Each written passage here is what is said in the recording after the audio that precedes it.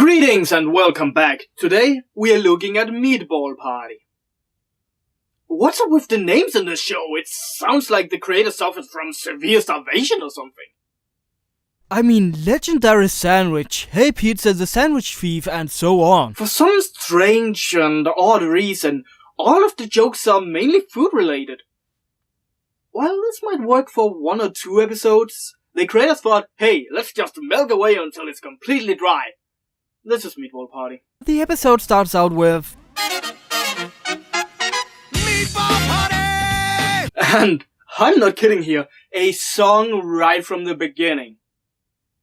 These kind of things works better if you build them up, in my opinion at least. And not just smack them in our faces. Hey, kids, they like to sing. So let's give them a song. So Cyborg stuffs his friend's mouth full of meat. And yes, that's a joke. Everyone but Raven, who apparently doesn't like meatballs. I don't blame her. Those meatball looks undercooked. Meatballs don't splat in your face if they are done. Go try it out. Let's move on. It appears that Cyborg's life is all about meatballs for today. Seriously, their character traits are as thick as rice paper, and of course Cyborg has a mystery meatball, which contains... Who knows? Raven is chosen to eat it, but does not want to. Look, if you are proud of your culinary expertise, then you wouldn't just make one mystery meatball. Unless...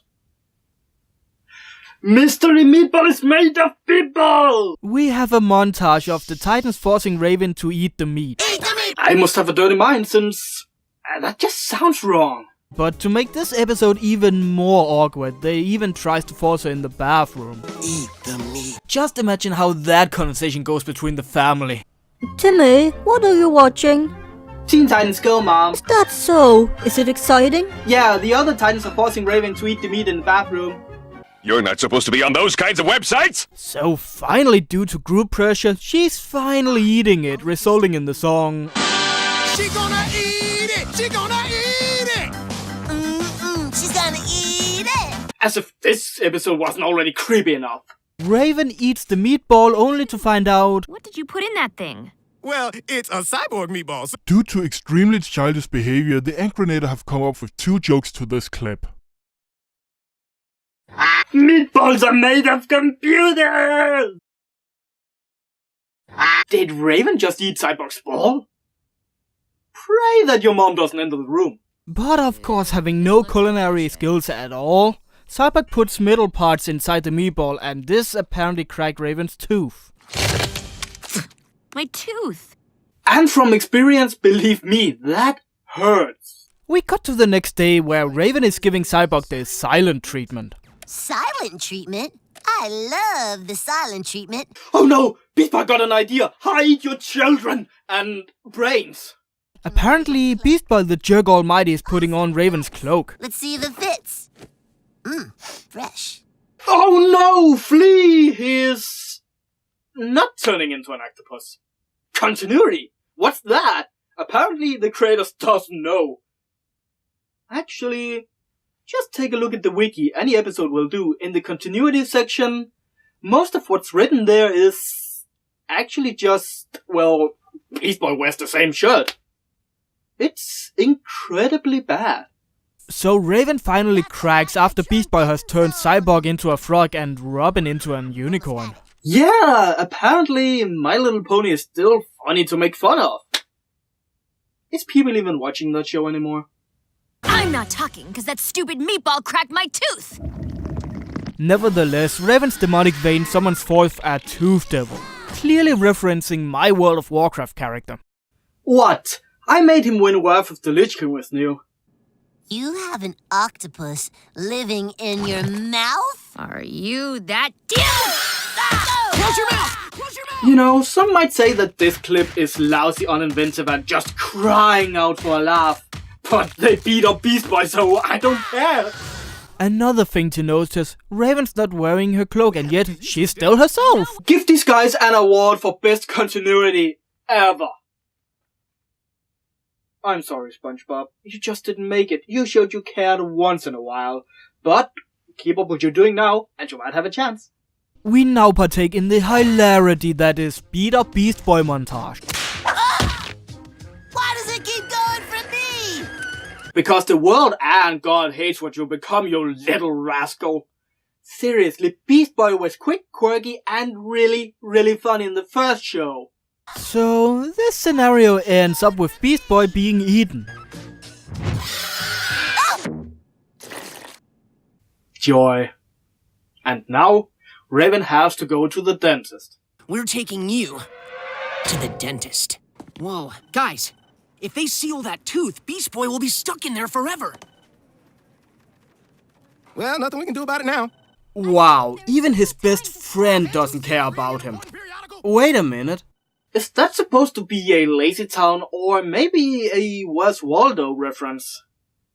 No, this show is not clever enough. While this is going on, we see Starfire being one big fat stereotype. Knitting? Really?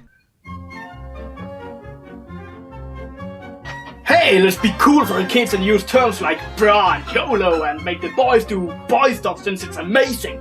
Then what about the girls? Well, knitting, since my mother used to do that. That's what girls like to do, right? Oh yeah, she also eats Robin. So, we all good now? What do you think? They now lost 2 members of the team. We have lost half our team, and Raven still cannot open her mouth. 5 minus 2 equals 3, not 2.5. Okay, which one of you is the half-brain? Apart from all of you.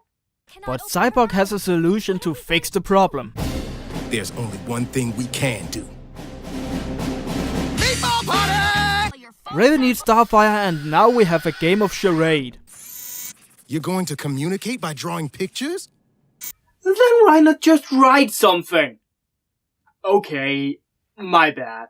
Given the traits of these characters, I'm surprised if any of them can read. So both Raven and Cyborg comes to an agreement and decides that Cyborg travels along inside the mouth of Raven. Hey, it's Aku's lost brother. Uka. Hey, it worked in Dragon Ball, right? Here, we actually see a bit of fighting, but nothing special. And to top it off, Meatballs happens to be the solution. Really? Fucking meatballs! So, what can we learn from all of this? Well, apparently, just keep stating something. Sooner or later, it has to be true. But we at least have a decent morale at the end. Look, Raven, I'm sorry. Just because I enjoy something doesn't mean I need to force it on everyone else. I won't ever do that again. Promise? But is quickly pushed aside to make another joke. Sorry, Raven. I just can't help myself. It's me! It's a ball! Guys, when you have a morale and you want to teach that morale to someone, don't just push it aside at the end. It's turning the whole message into one big contradiction. But anyway, like always, the story is lame, stupid, frustratingly annoying, and as well, not very thought through. I have to admit though, that the idea of a tooth double, apart from my World of Warcraft character, is a pretty stupid idea. So stupid that by giving it the right circumstances could have worked out fine. But instead of focusing on, well, the fucking tooth devil, again, not my World of Warcraft character, they instead focus on the idiocy of meatballs and sexual innuendos. I think. It's actually difficult to say if these were intentional or that they are just so stupid that they didn't notice them. Well, by taking a look back at the Legs episode, I'm convinced it's intentional.